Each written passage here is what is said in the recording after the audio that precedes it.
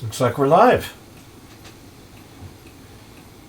We'll just check everything, make sure it works. We've got the normal view, the screen, in case we need it, the overhead. Oh golly, it's a mess. Kind of weird colors tonight. Let's zoom in a little bit on that. Video capture device. Configure video. Camera control. Zoom. That's a little better. Okay. There we go. It's normal view. But running into a little bit of a problem. I mean, we're getting later in the year, and it's getting darker outside, and so I can't light myself from the two windows. I got two windows right here, but that will do, I think, just fine. So welcome everybody. Now this one I actually scheduled. Somebody was saying it'd be helpful if I scheduled it, so I scheduled it for 6:45 tonight, and I'll try and do that from now on, so it'll be scheduled. The actual event starts on the hour on at 7. So rather than just show that screen, maybe just have a little chance we can chat together, something like that. I am Dave Kassler. I am amateur radio call sign KE0OG. And this is our weekly live stream, our Thursday night live stream. And I've been putting up updated amateur extra videos. Discovered something interesting last night. There was an old extra video that I thought had simply been moved to a new spot, but it turned out they greatly simplified what was in the book about waves and how waves work and so on. So I'm going to take the old material and build a separate video on it. So I'm in section 10 right now, and I've got 2 to go in 10, 3 to go in 11, and then 1 to go for the exam prep. So I'm getting down to just 6 videos, and if I can keep the rate I've been going, I'll be done in a week. And then we can go back to regular Ask Dave videos, and I can make the amateur video sticks available again. So we're getting there. It had a little trouble this year. I ordered the updated book for the videos, the updated amateur extra class, which is, where'd it go? Yeah, where did it go?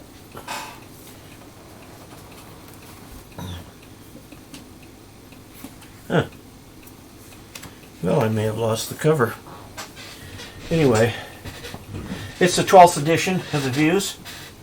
Okay, let's see who we've got. We've got Russell, K4QPR. We've got KD9PBQ. Coast Guard Dad, good evening. Did we get any snow? We got some flakes, but they did not stick. So we just had rain. Now, we haven't had a view of the mountains since this happened, so I'm assuming around us, up on Sneffels and everything like that, there is plenty of snow to be had. Let me just tweak this video capture device. Configure video. I just want to pull a little more red into this here. Let's see if that would, well, we'll just do that. I look a little more alive. I look kind of dead and without that. Let's see. Keith said hello from San Antonio. Don worked Croatia on 30-meter FT8 with a hamstick dipole of 15 feet. Cool. Very good. Mike Smith says hello all, and he's got a Golf Zero call, so he's from the UK. And Clark is saying hello again.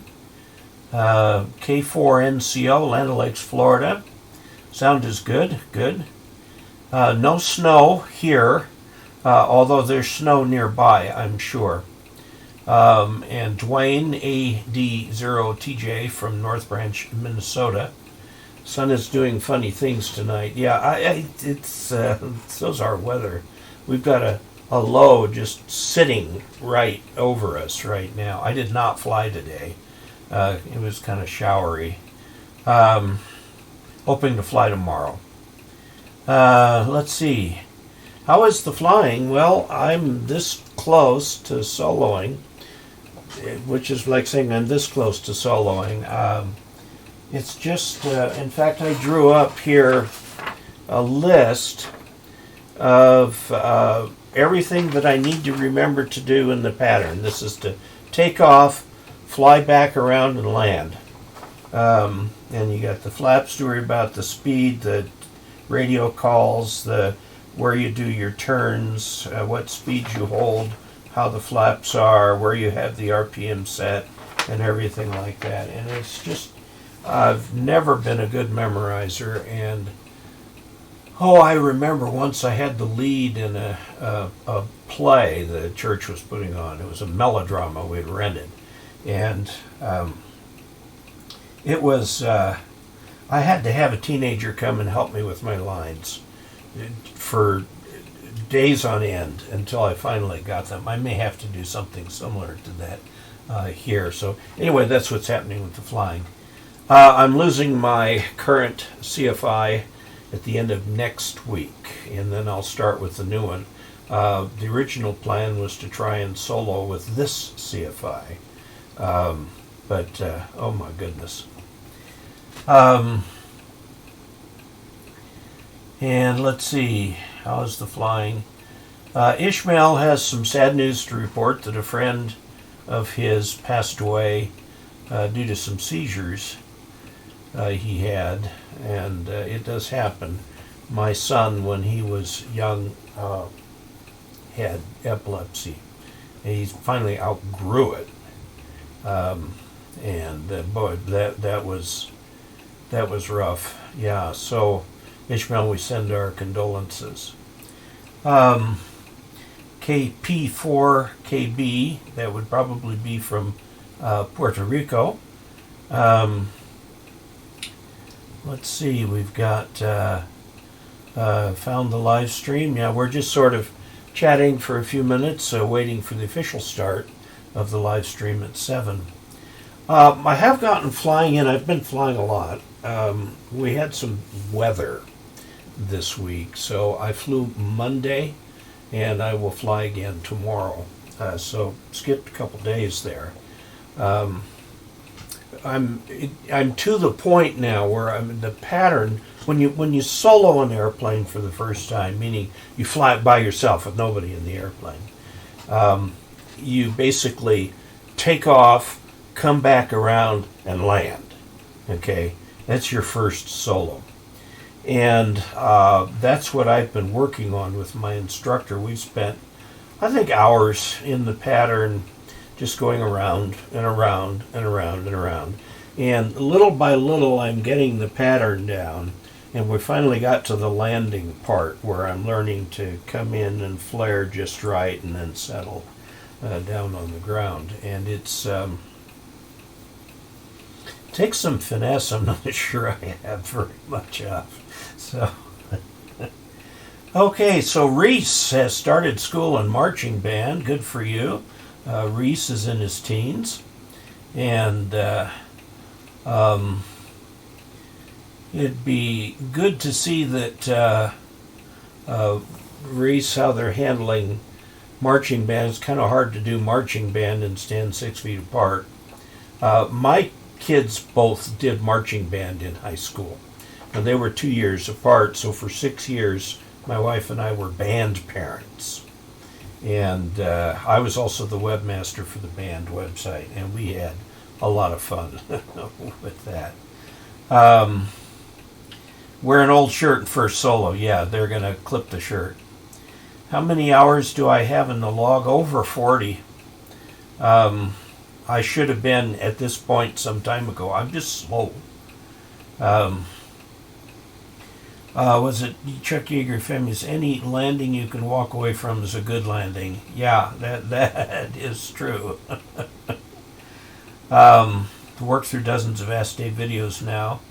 Oh, Mark Graff. There's Mark. Mark, I owe you a response to a very nice email you sent me. It was a very nice, thoughtful email, and I wanted to take the time to give it a nice, thoughtful response. Mark and I attended high school math classes together. We were in high school together, and we were both kind of math nerds, and I remember the teacher's name was Mr. Marsh. We gave him all kinds of grief. One time we hid all the chalk except for one tiny little piece, and he finally had to ask for the chalk. Okay. Time to put the snow chains in the landing gear. Yeah. Hello from Belize. Enjoying the videos. Keith, Victor 31 Zulu Alpha. Still like the plane you bought? Oh, yes, very much. The only bad thing about it is getting in and out of it. You've got to be a gymnast. But once you're in it, it's comfortable to fly. It's responsive. It's gentle. Its response is almost instant. I mean, it's a light airplane. It weighs 700 some odd pounds. And then you've got two people in there, and both of us are, shall we say, beyond the officially recommended weight for our height and age. But it's, yes, the airplane I bought is, it was a kit plane made from a kit by a company called RANS, R-A-N-S, and it's the model S6ES. RANS is in that hotbed of aviation, Hays, Kansas. I don't know how close that is to Wichita, which is a hotbed of aviation. I'll have to look that up. But RANS makes kits. They made over 1,000 of these, so they're not uncommon. And the engine is 120 horsepower Jabiru, which is a Australian engine, and which works fine. I'm due for my annual. I'm going to have to put the thing in for its annual. I don't know why I did this, but I got an airplane that only had a few months left on its annual, so we'll have to get that all straightened out. Let's see. Not to mention, woodwind instruments could contribute to a super spreader event. Oh yeah, well, anything.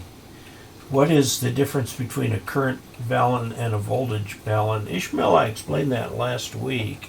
Unfortunately, I just erased the drawing that I had on here.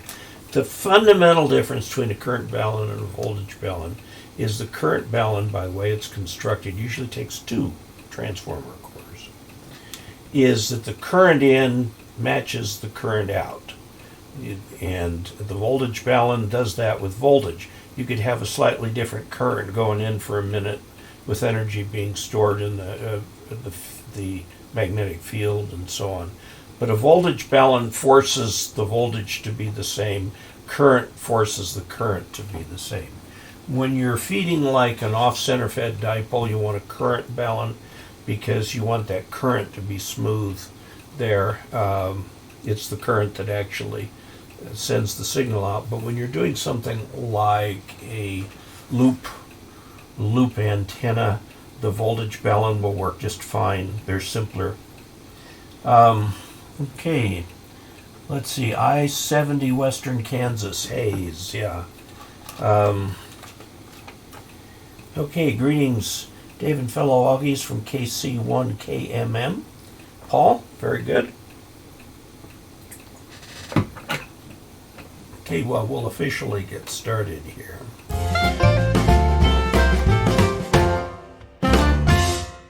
There. It makes it official. We had a little bit of music. Okay. Welcome everybody, I'm Dave Kassler, amateur radio call sign KE0OG, and welcome to our weekly live stream. We've got 92 people watching so far. That's our concurrent viewers. The number of playbacks is about double that, so some people have come in and jumped out and so on, and that's fine. We have some questions for tonight. Again, the way to get a question in here, there's two ways. One, you can go to ke0og.net/ask-dave. Okay, that takes you to a form, and I just updated that form, and so far all the forms have come through, I believe. And you just fill out that form. It's got a place for your name and call sign, your email, and a question. And please fill in all of the sections there. In case I need to get back in touch with you, I'll have that email. I won't give it out on the show here. And the other way to do it is to send an email directly to hamradioanswers@gmail.com. hamradioanswers@gmail.com. We'll get that email directly to the same place, actually. So when you fill out the form, it goes over to Ham Radio Answers. And the nice benefit about doing the email is you can add an attachment like a picture or a diagram or something like that if your question involves such. Now, I have had some trouble getting all the emails that go to Ham Radio Answers. I don't know why there would be an issue, but sometimes there is. This new entry form seems to work a little bit better than the last one. I was using an entry for, a form that was sort of a part of the generic WordPress. This one is a freebie add-on, so hopefully that will look a little bit better. Now, our first question, not really a question, comes from Warren Parsons, KA0KXI, who says he's been following my articles mostly on solar.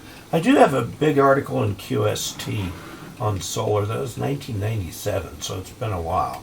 But I think it's still accurate. He says he did a plot in Excel to see where multiple frequencies cross the half wave point, so he could avoid cutting an antenna that my ICOM AH4 wouldn't like. I believe the AH4 is an antenna tuner for a long wire. The key thing is just to make the antenna longer than a wavelength, significantly longer than a wavelength on the frequency where you want to use it. Then you can use it on that frequency on up. It'll tune most anything, does pretty good. He asked if I'd like a copy. Yeah, Warren, go ahead. Send it to hamradioanswers@gmail.com, and I can take a look at that. Okay, this next one is from Micheal Kilo Echo 8 Papa Charlie Romeo. He's been looking for an answer to this question. Can't seem to find it. It has to do with SDRs and DMR D-star and the rest.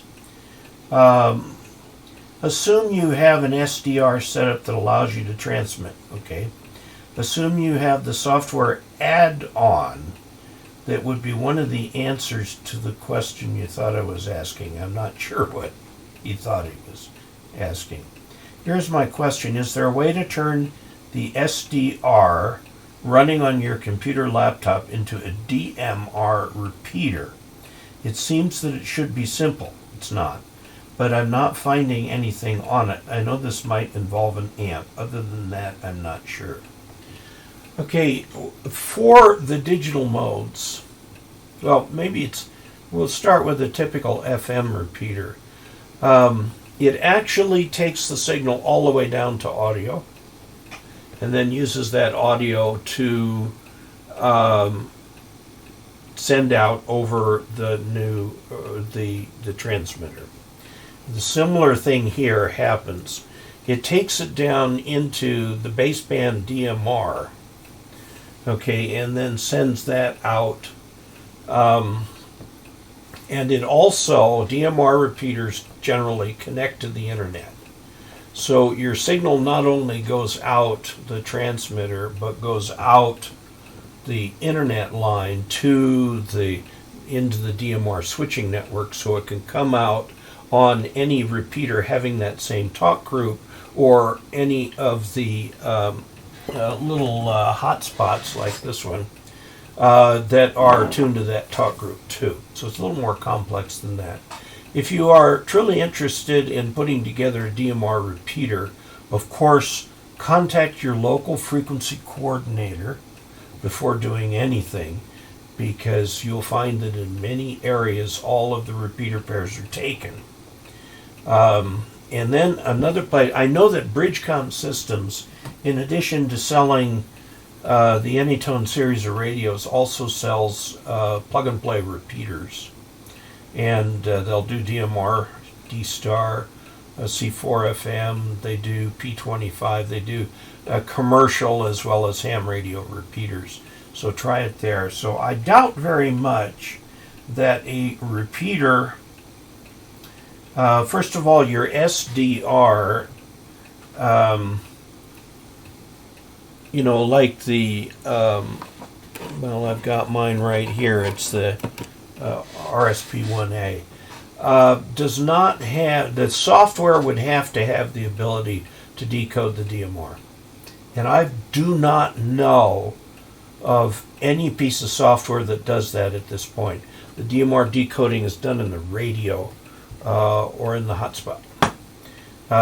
So take a look at Bridgecom Systems and see what they may have. I think that will help a little bit more, Michael. As you look into this more, you'll discover more about it. This next one is from Phillip Crough KA2QIK, and he did send it to Ham Radio Answers, and it came through. It says, I moved to a new house and am putting up a new antenna. My shack is on the ground floor, and my station ground is a ground rod just outside the shack, bonded to the utility ground with a lightning arrestor at the station ground rod. Good. Trying to figure out what would be the best way to bring my antenna's coax and the station's ground wire through the wall. Now, this is a common problem. Everybody has to face it. I'll tell you how I do it. Our house has crawl space underneath, and so I come in a vent. There's a vent. The crawl space is vented. Comes in a vent, and then I've got a hole drilled in the floor next to a floor vent, and I pull my antenna cables up through there. And that seems to do just fine for me. I've not had any trouble with that. Let's see what you've got. I'm trying to figure out what would be the best way through the wall. I thought about putting in a 1.5-inch PVC pipe downsloped through the wall with the low end at the outside. I could plug the open space around the cable and ground wire in the pipe with steel wool to keep the critters out, and some fiberglass insulation on the inside to keep the cold out. I know that there are metal boxes you can buy that contain the lightning arresters mounted to the outside wall with the lead-in inside the weatherproof box with bulkhead gaskets that are sized for coax and ground strap wires. Yes, there are. And maybe somebody can remember the call sign of the guy who does that and put that in the chat here, because I can't remember it offhand. But yeah, there is somebody who does that. The small ones aren't too terribly expensive, but if you get big, the price tag gets big too. The method that you suggest would work. I assume you're on a slab or something like that. That would work. The downslope keeps the rain from coming in, and make sure that you've got ground loops or drip loops on your, well, let me show you what a drip loop is. I'm going to go to the overhead here, and we'll just take a neutral color like pink. Here's a wall right here, and here's the hole, and you bring your coax down like this, and then in. And this is the drip loop. Any water running down the side of the thing will run down to ground. If you bring it straight in like this, the water will follow the coax into the house. Okay, it's a drip loop. So that would work. So Phil, what you are suggesting would work. Now you want to keep that thing plugged up good. Mice can get through a hole the size of a dime. And don't think that wool, steel wool, is going to stop some animal from eating the steel wool. Plus it will also rust on you pretty quickly. Take some hardware cloth and kind of jam it up and shove it down in there too would really help. Okay. The games, we have the whole top deck. I-70, see. Does cold or freezing temperatures in winter affect the step IR motor on your big IR vertical? No, it does not. It is very well put together and will work just fine. A Jabru hat. Yes, do please. Hi to all my radio friends from Andy Cowley. And good evening from AE0 Golf Charlie from Tom. For repeater, you need diplexers, right? Yeah, more so on 2 meters than you do on 440. On 440, they're much smaller because the transmit and receive frequency are 5 megahertz apart instead of 600 kilohertz.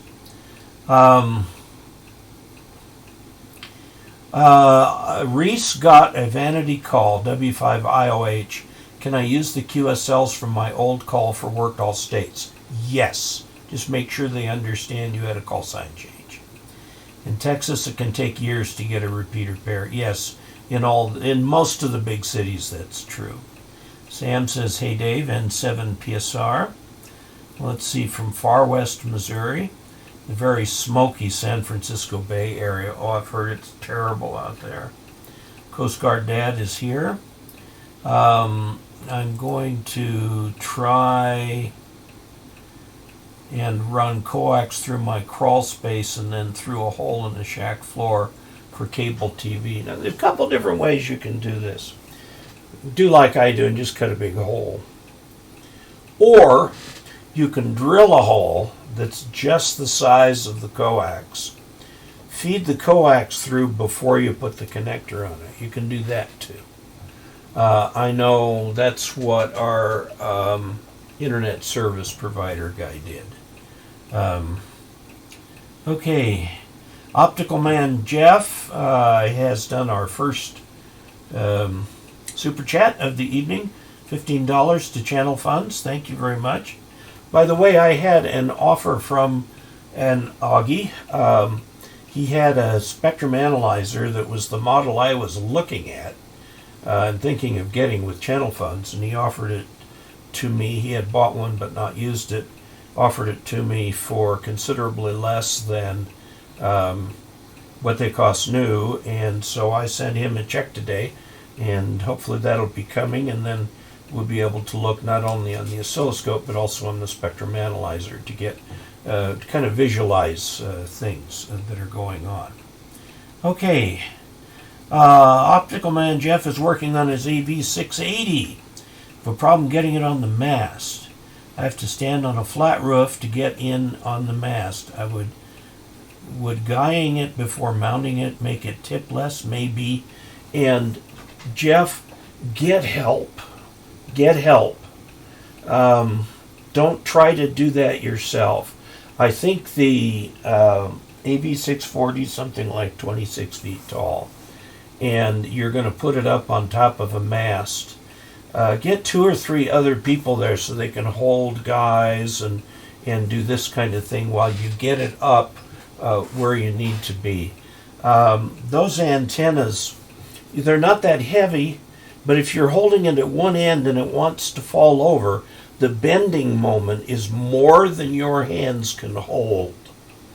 And if you do hold it, it's possible that the bending moment is enough to actually bend the antenna. So get help. Don't do that by yourself. Even if you just grab kids in the neighborhood, somebody to help pull the thing together. Yeah, drilled many holes. Living in Minnesota, I encounter snow and wonder if there is something like a drip loop for coaxial antenna feeds. Is it better to bury the coax rather than run it along the surface? Well, a lot of my coax cables are run along the surface because none of my antennas ever seem to be very permanent. And I'm constantly moving this, that, or the other and moving the coax around. Some of them don't or aren't going to move. Like, for example, the step IR, big IR vertical antenna is not going to move. I should probably go ahead and bury that coax. And I really doubt I'm going to move the hex beam. I've got a place I really kind of want it to be. I don't know if I have enough coax for that. We'll have to see. Living in Minnesota, yeah, okay.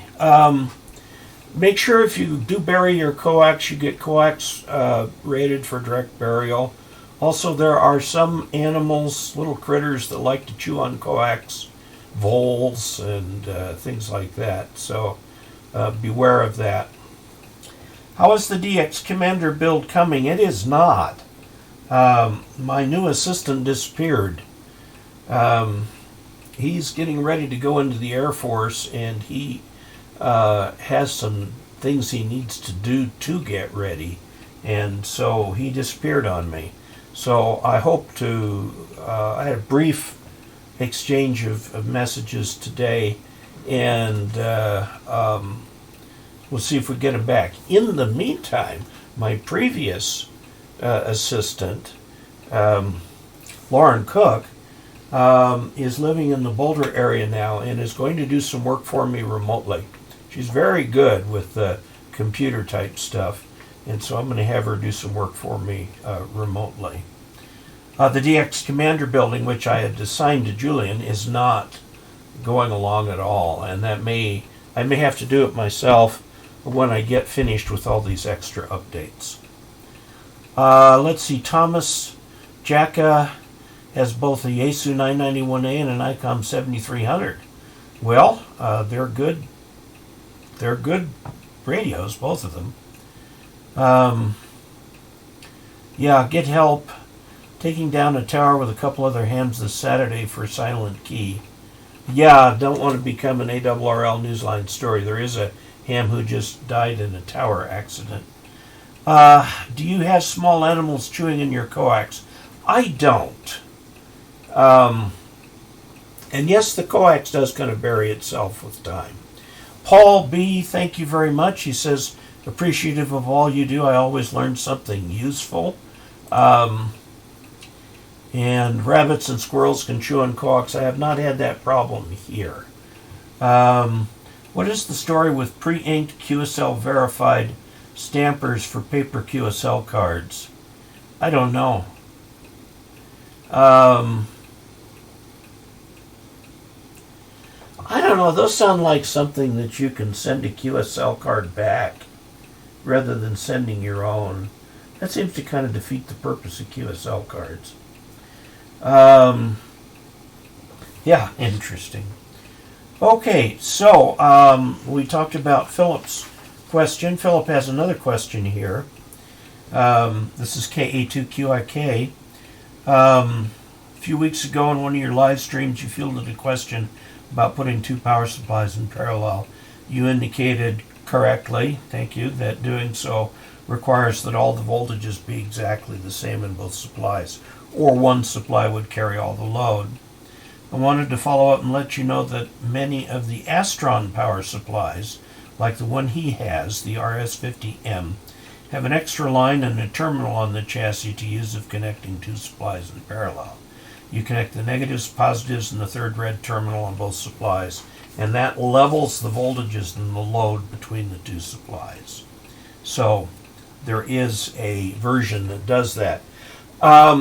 It's the same kind of way if you get these little 2 kilowatt generators by Honda and Yamaha. You can connect 2 of them together with a special cable where they coordinate so they're both equally powered and go up for 4K load. Let's see.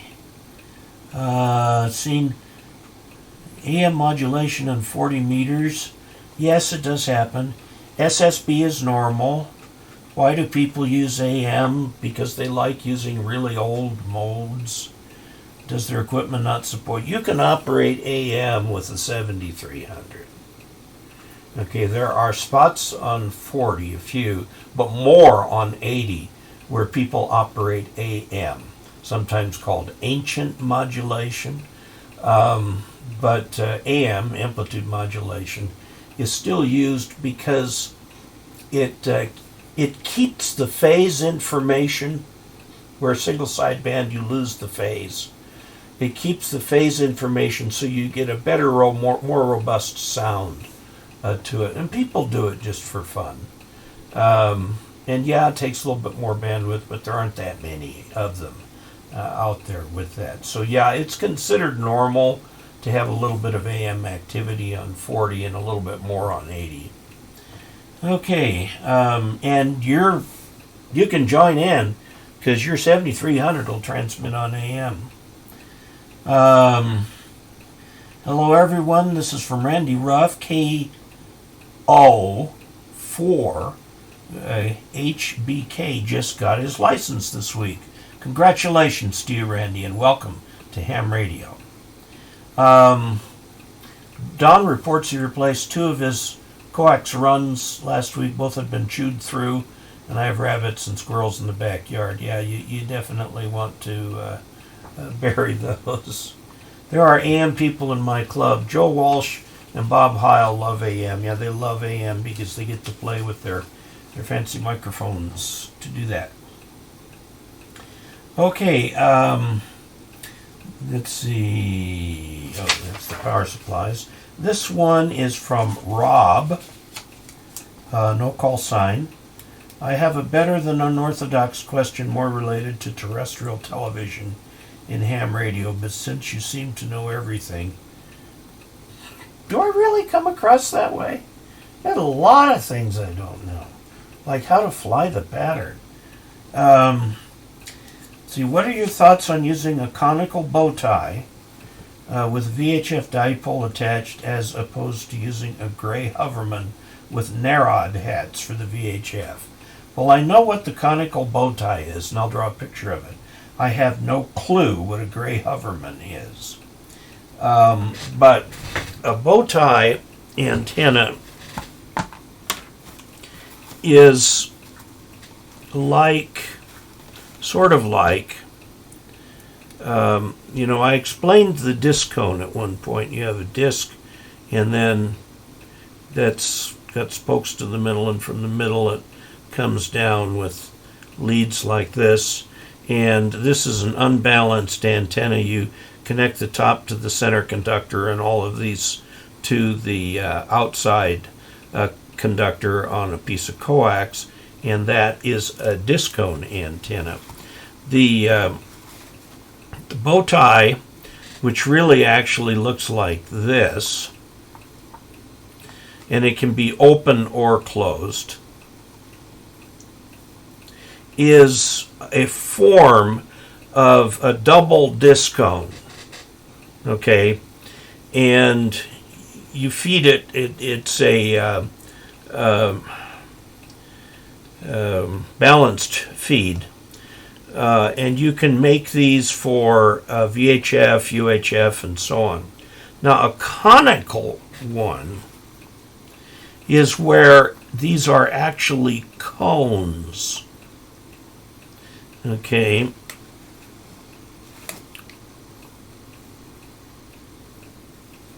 These are actually cones.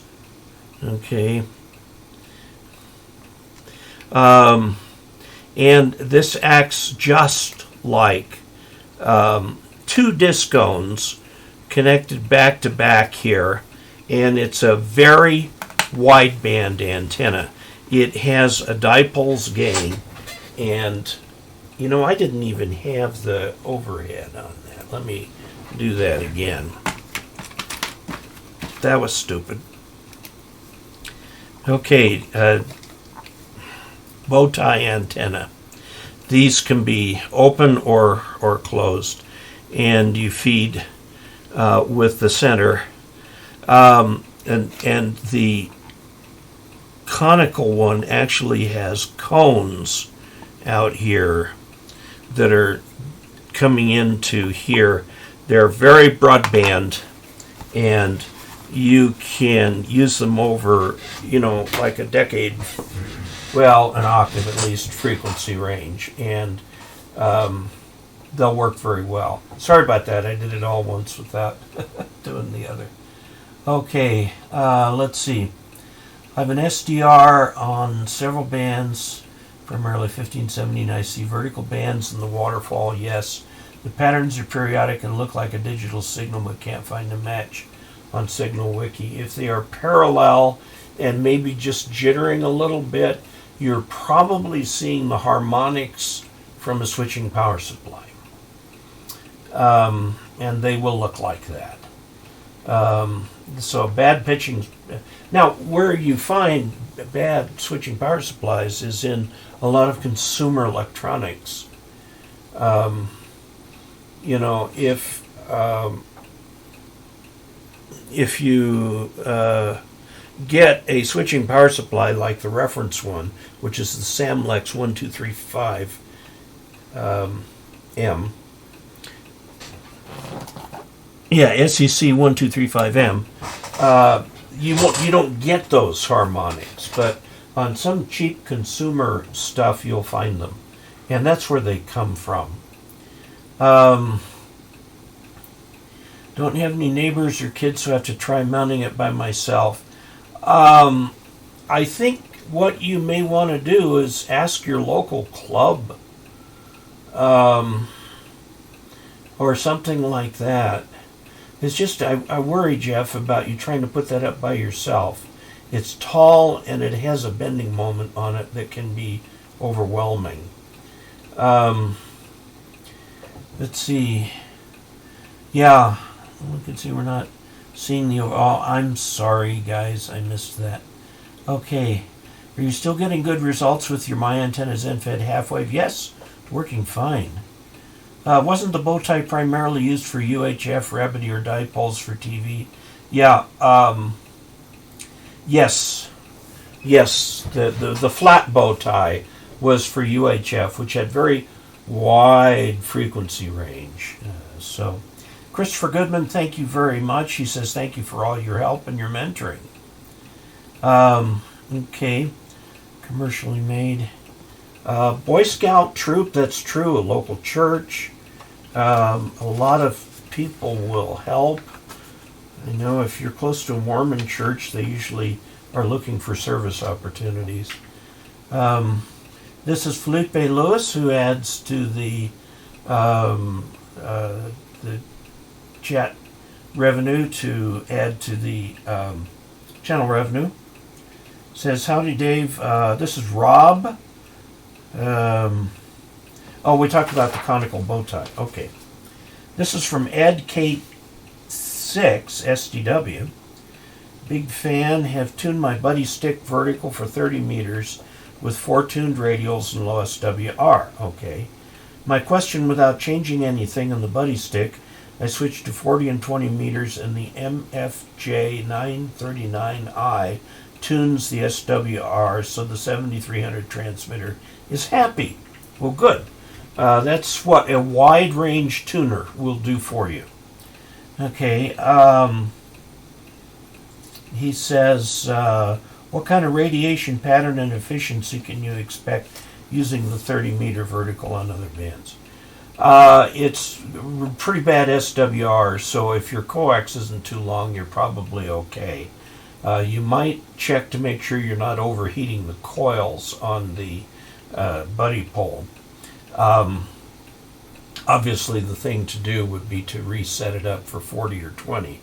But you will get some very strange patterns. with that, and you could kind of predict them with antenna modeling software. But the problem with the antenna modeling software is that it can go haywire and not represent reality pretty easily. So I'd say, yeah, if you want to go ahead and do that, I think a better choice, if you have the time, is to go ahead and set up the buddy pole for 40 to operate on 40 and 20 to operate on 20. You'll actually get a little bit more signal out, and you'll get a better, more uniform radiation pattern. Felipe Lewis has contributed $10 to channel funds. For a new vehicle, what type of rig would you set up? Well, I'd set up a UHF VHF. I'd put in something like that. A lot of people like to do HF from their vehicles. I've never been one of them. In your plane, do you plan on taking a radio with you? Portable mag loop antenna? No, I'm going to take a VHF radio with me on the airplane. And what would work best for contact if you make a remote landing? 122.5 megahertz is the emergency frequency, I think, in aviation. And I've got the radio in the plane that would do that. Also, they make little portable airband transceivers, and I may get one of those. And of course, there's the electronic ELT, electronic location transmitter, that will send out a beacon if the airplane crashes and you get enough of a G bump on the thing, it'll turn the thing on, or I can turn it on by hand.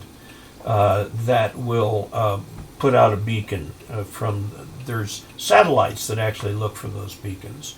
But there is an emergency frequency in aviation, and so I would have those types of things. Is it worth putting up a second dipole 90 degrees off from the first one? I don't think so. You might gain half a dB at most, not even an S unit.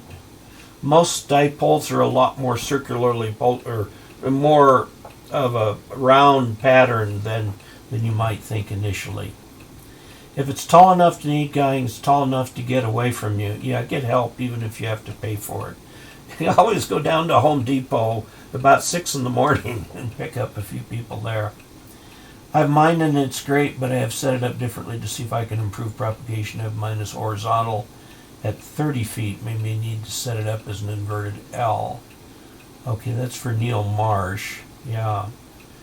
Congratulations to Randy on his new license. Yes.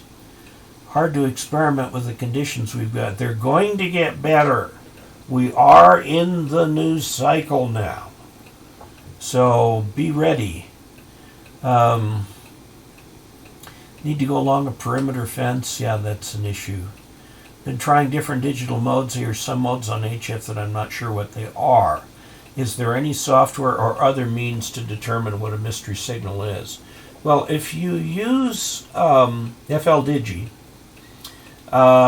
you can try all the different modes. There's also a place, I think, on the League website, and a couple other websites. Maybe somebody will have 121.5, thank you.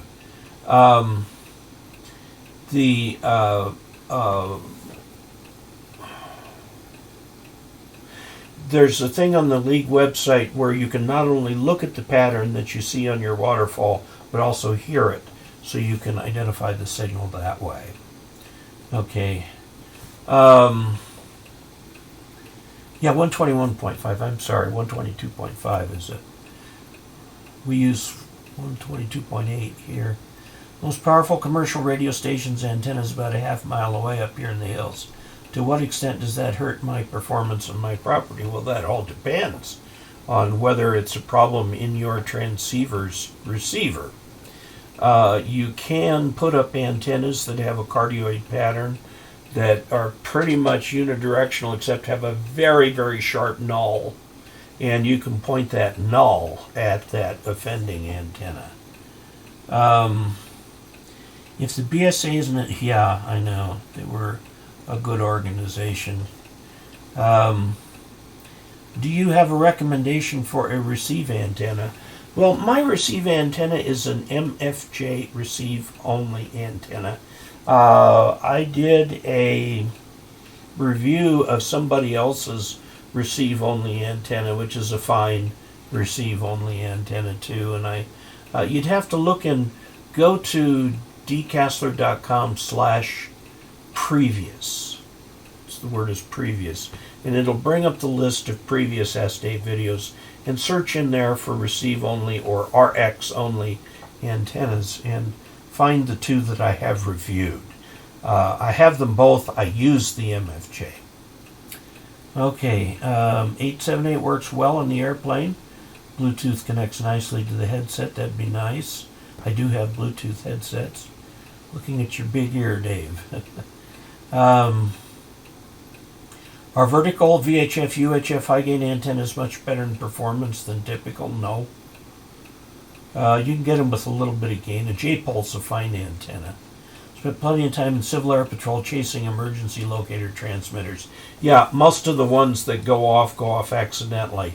It's hard because you get this problem of not knowing what you're chasing, whether it's real or not.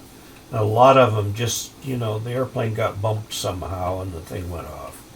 Now it's time to practice, so when the bands go up, you'll be ready. Yes. Signal Wiki is great. It lets you see and hear digital signals. Alexei says hi. Alexei is in the Ukraine. Reviewed the W6LVP loop. Okay. For receive-only antennas, I've tried 2 different loops. And they work fine. Not so fine that I would use it as a separate receive antenna for HF. But the nice thing about the loop is it's got a null on it, and you can point that null at something that's created a problem. Okay, this is from Coast Guard Dad. $5 to channel funds. Dave, you are a YouTube Elmer for thousands. We all enjoy your videos and live streams on Thursday evening. Thanks. AB8AS. Well, thank you very much. He could do a custom-made filtering stub that traps out the frequency of the offending nearby AM broadcaster. Could be installed before the antenna switch. Yeah, the problem with stubs, you want to get something in there with a very narrow notch. Very, very narrow notch. Now, there are certain antenna patterns that you can do by phasing antennas where you can get a conical. I may be using the wrong word. Let me show you on the overhead what I mean. If this is horizontal, north, east, okay, you can get an antenna that has a radiation pattern like this. Okay, and so in most directions it receives and transmits just fine, but right here in the south direction it has a very deep null. Oh, cardioid, that's what this is called. Cardioid. And I think you can phase a couple antennas and get that kind of a pattern. And that way, if you've got a big broadcaster down here and he interferes, you can just notch that right out. Okay. Well, generally you're trying to get the fundamental out.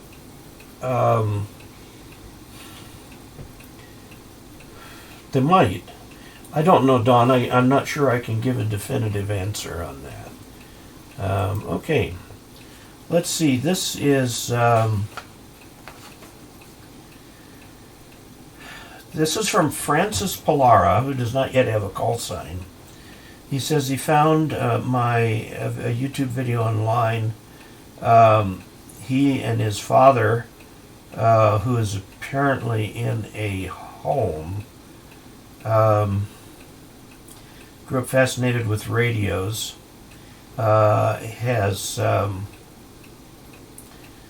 Is retired electrical engineer. He thought it'd be fun to find a kit that they could build together for his birthday. My goal was to find a kit that was both beautiful, like the Heathkit HW8, did not require software or a computer, and also allowed us to communicate with voice at a range of, say, 25 to 50 miles.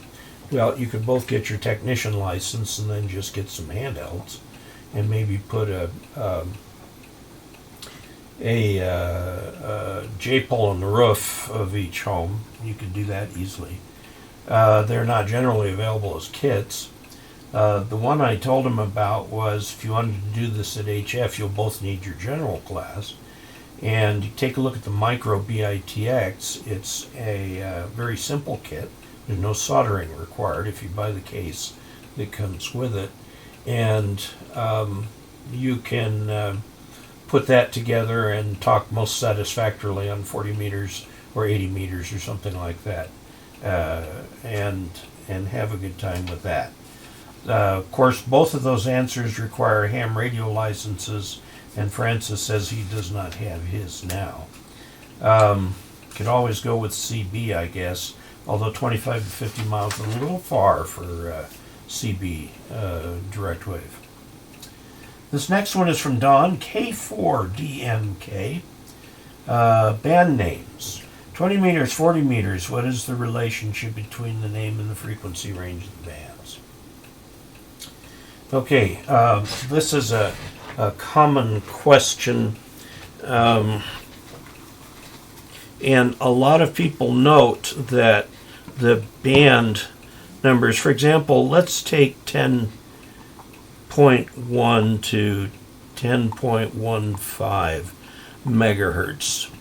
We call this the 30 meter band.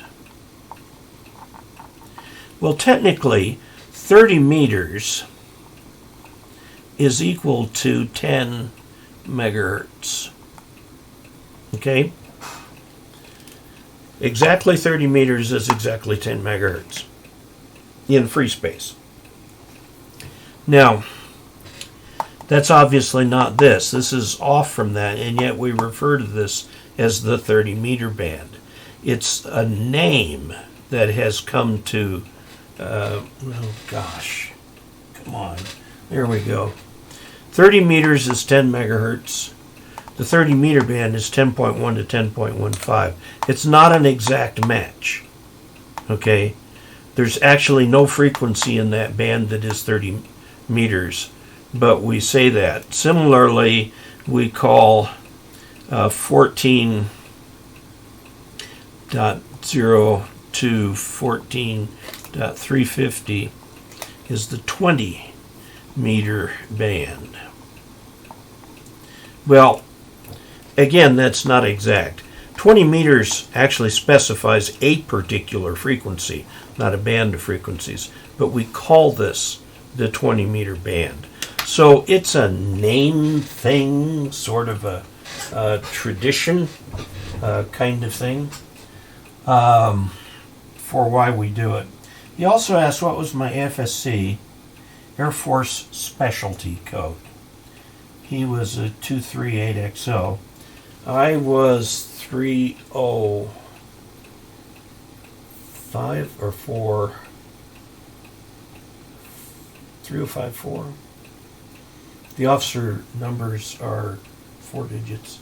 It's a specialty code that has to do with what my job was. It was in radar, ground radar, the old SAGE radar system. So that's what that specialty code was. I don't even remember what it was. Boy, that's a long time ago. But I've heard now that if you are just out of the military, you can put in your MOS, which is the Army version of military operational specialty. You can put it into Google and help find jobs, people looking for jobs for veterans. Okay. Like microphones, thanks for... Yes, microphones have that cardioid pattern too. This one does, right here. that I'm using right now. This is from Don, N5SKT, $15 for channel funds. Thank you for spending time answering our questions. We really enjoy the time we get to spend listening to your advice. Always learn something new. Well, thank you. And Don, I'm always learning from Augies and patrons myself. Need to switch. Yeah. There ought to be a buzzer or something you push. David Dalton puts $5 into channel funds. Appreciate the high quality content. 73s from KD8VRL. Too much tech, Dave. Meters refers to the wavelength. Yes, it's the length of the radio wave. In one cycle of the radio wave. And slide T-bone is retired 46-2XO F-16's weapons release. And cross-train 2E2XO. They've changed the numbers since I was in the service. Okay. Not military, but build F-16s. You know, I gotta tell you, just before I got out of the service, they converted our base from an F-4 training base to an F-16 training base. And I was on the flight line when Colonel Bedke, who was the wing commander, flew the first F-16 into the base. And he gave us a little air show before he landed. And I've got to tell you, I still think that the F-16 is the most beautiful plane the Air Force has in its inventory. It is gorgeous. But I don't know, that's personal preference. Of course, I didn't fly in the service. James adds, are the online tests legit? Yes, some of them are. Some of them are. And I don't know of any scams. But they are doing online testing now, and there are things that they do to make sure that it's okay and legit. And we'll see more of that because of the pandemic. F-16s were awesome to work on. They're just beautiful. F-111, now that's a whole different bird. Woo! The human heart is cardioid, if I'm not mistaken. A little pun there. Heart-shaped, yes. All right. Your cardiologist messes with your heart, hopefully in the right direction, so it keeps working. Okay, this next one is from Jack Gresham. Says he really enjoyed your video. Really enjoyed the video on measuring the power output of a QRP rig with an oscilloscope. It occurred to me that tool might be a fun way to learn about circuits simply by making measurements. Does that make sense? Yes, I've done a video or two with the oscilloscope where I show how circuits work and stuff, and they not that many people watch them. I'm surprised. I think more people would be interested in that, but they aren't. So I haven't done a lot of videos with the scopes and stuff like that. Now, I owe a video as soon as I get done with this, getting the extra class updated, is to do a video on the difference between AM and FM and how FM actually works. So that will be coming up soon. Okay. General Dynamics was on Carswell. Got to see the shuttle come in a few times. Yeah, that's a monster on the back of a monster when it came in on the 747. Grew up at Hill Air Force Base in Lowry. I was stationed at Keesler for training and MacDill at the 660th Radar Squadron there for the rest of my time. Max said he passed extra through an online exam. Good. We're seeing lots of military remembrances here. Yeah. Laser guidance systems during Vietnam. Those were state of the art at the time. Lowry is now nothing but housing, some commercial, 2 hangars, one of which is a museum, and Tom, a VA hospital, a big hospital there, and what's used to be Lowry Air Force Base. Okay, and he points out that it's possible to work the big EME stations on 432 using JT65, which is a 2-minute cycle for moonbounds, single Yagi and 100 watts, so he's going to be trying that. And also says he flew for the airlines for 21 years and is a current CFI and Air Carrier Operations Inspector. This is from John Moramarco, KB3SSS. In which episode do you discuss shortening a wire antenna by folding it back on itself? Go to dcasler.com/previous. And now you want to search the page. There's a little search field there. Well, I'll show you.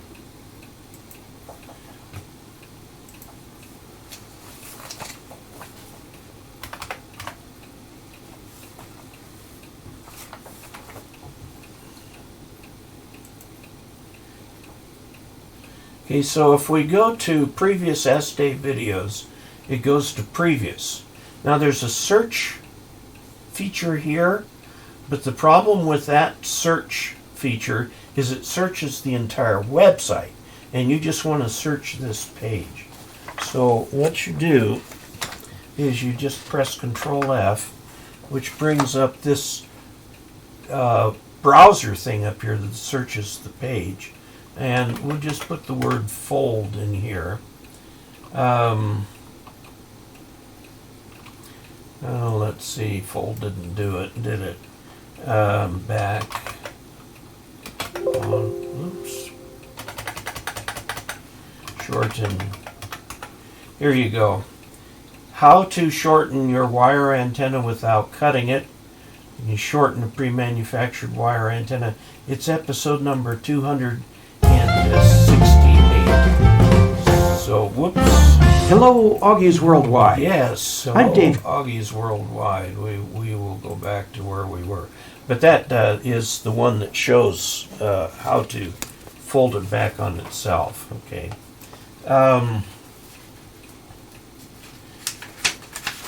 This next one is from Barret OGE, or OG KG5SSO. Okay, I heard you mention a list of settings for the Ultimate 3S. This is the little whisper transmitter to get you up and running on Whisper. Do you know where I can find this? I would look on the QRP Labs, QRP-labs.com website and see if you can find that up. Or you might look on my website, because I can't remember if I did a post on it or anything like that. Let's see, we'll just look on my website. We will go to screen, go to my website, dcasler.com, look at Whisper, WSPR. Adding 20 meters. Okay, here is the, I did a video on it. Well, this is from 2017. And it's episode 68. It might have some information that can answer your question. Okay. Let's see, it was a 62 AMU McDill. Yeah, here in the Tampa area. I almost took a job in Tampa, came very close to taking it. My wife worked at the Westinghouse facility on the Clinch River breeder reactor program. My first wife was a chemical engineer. Very smart lady. Scheduled to go to Kesuit, got sent to Presidio, Monterey. Oh, you poor soul. I've been to both. Okay, I've been to both and would rather be in Monterey than Keesler. Although I understand there's some huge fires near there right now. Do I have a video on lengthening an antenna? No, I just solder some extra on it. Okay, and this is from Randy, KC1EFF. Thank you for the $10 for channel funds. Will we ever see a review of the FTDX 3000? It's not currently slated because I'm using the 7300. I've got the 3000 is just right there sitting on the shelf. I don't know if you've noticed the background in the various videos that I do, but I've completely redone the shelving back here for the backdrop, so it shows an old radio, a not quite so old radio, some newer radios, a bunch of different things like that that are up there. Also, a few of my kerosene lamp collections are in it. So, and let's see, Boyd just recently passed his tech license with an online exam, KO4GJO. And Boyd, welcome to Ham Radio. Okay, so that's where you would get the whisper settings. It's in that book there. You've got to set it up for the whisper that you want to do. This one is from Ron Walker, 2 Echo 0 Lima Bravo Whiskey, which is from the UK. Situation, NFED half wave, so on, QRP 5 watts for soda, works rate 40 30. Why will it not work on 20? NFED, the problem is it's hard to load a full wave dipole, full wavelength dipole. And I mean, it just has very weird impedance. You can feed it at the 1/4 point fairly easily.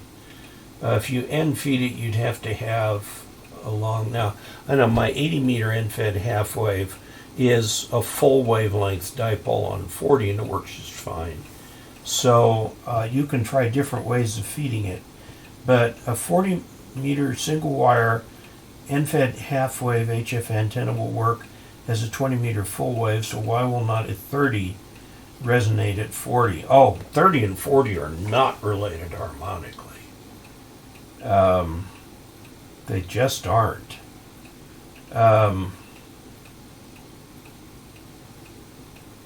Rob, I don't have a good answer for your question.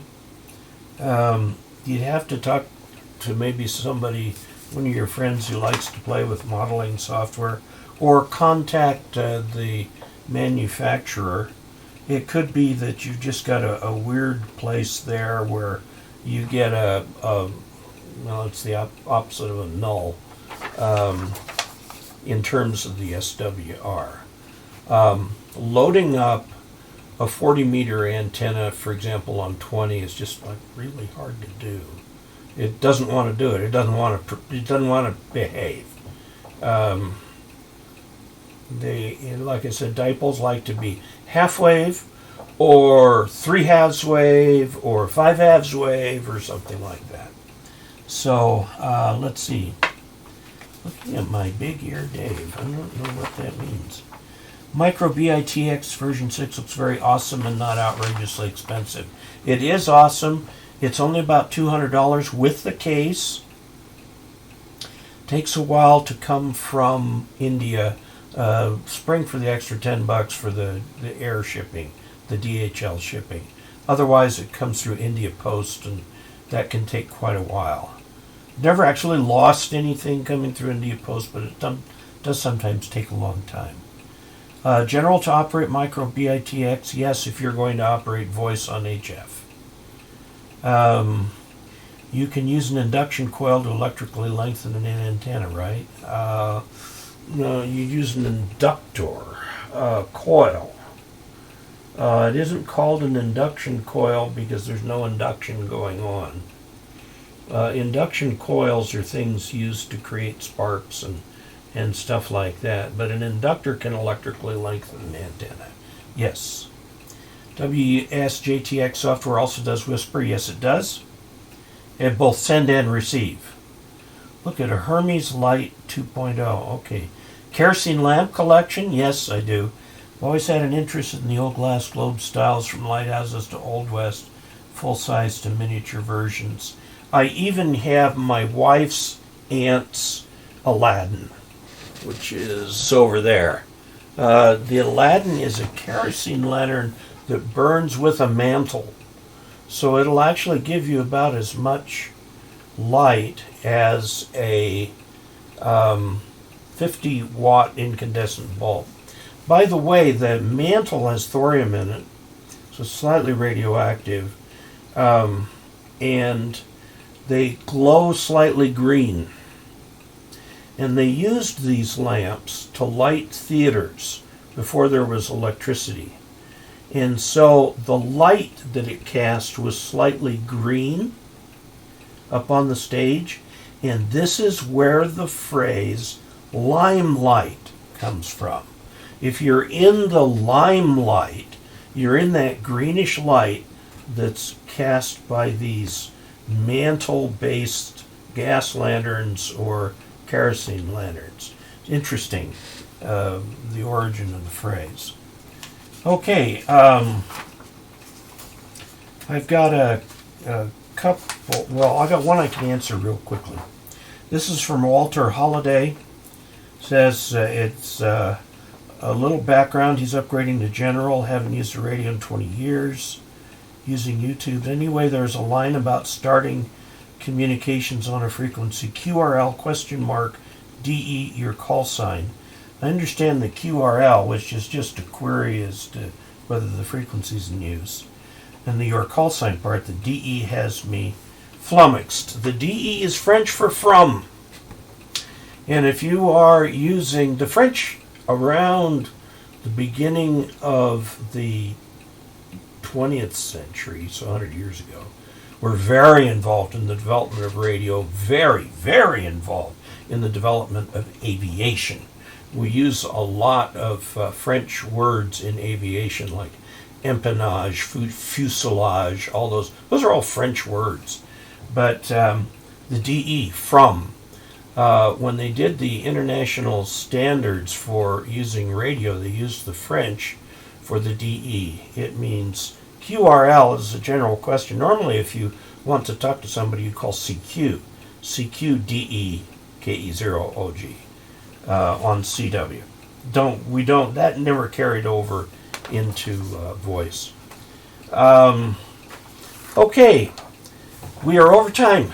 Well, we always go over time. Okay. Well, thank you all very much, and thank you so much for the Super Chat revenue, which will go into channel funds. And thank you for all your encouragement about learning to fly. I just have got to get this crazy pattern down. And it's memory work, and I have a terrible short-term memory. So, when I'm calling CQ and stuff, I'll have a little piece of paper printed, CQD-K0OG QTH Ridgeway. I'll just print it out, QTH Ridgeway, Sigs 599. Name is Dave. I actually have that written out. That's how bad I am at memorizing things. I'll have that written out. Let's see. We talked about the DX Commander issues that we had. The issues are the purpose in putting it together, not the DX Commander. Does the capacity have the effect of electrically shortening an antenna? Yes, from the other end. Thank you for the ham radio advice and happy flying. Cylindrical wick, yes it does. Love the limelight tin-bit. Okay. Lou's first practical radio system was invented by an Italian. Yes. The difference between Tesla, who was eventually awarded the patent in the U.S. for radio, and Marconi is the same as the difference between Tesla and Edison. Tesla invented cool stuff. He invented the induction motor, which is in use. There's probably 3 of them in this room right now. But it was Edison who made a practical system. And it was Marconi who made a practical system. He didn't just invent radio and then sit back and watch the revenue roll in. He turned it into a business. And same with Edison. So there's a big difference between inventing a thing and inventing a system. And putting a system together, making it useful, and making money with it. So anyway, there's your other little tidbit. So, 73 to everybody. And we'll meet again next week. Don't forget to send your questions to ke0og.net/ask-dave or to hamradioanswers@gmail.com. And until then, 73.